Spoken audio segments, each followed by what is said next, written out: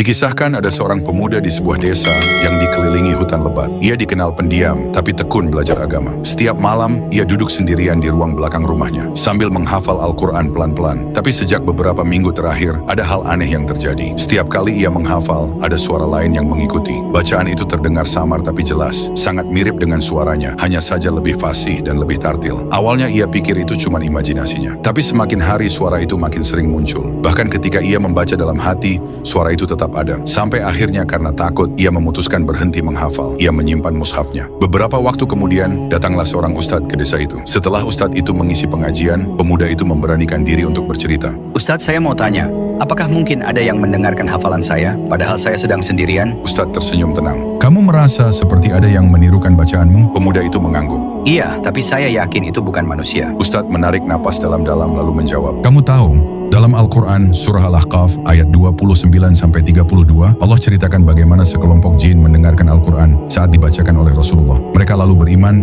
dan kembali ke kaumnya untuk berdakwah. Jadi bukan mustahil kalau jin juga bisa mendengarkan, bahkan menghafal. Pemuda itu bertanya.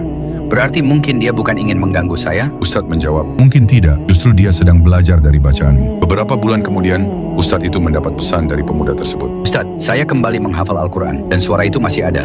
Tapi sekarang saya tidak takut lagi.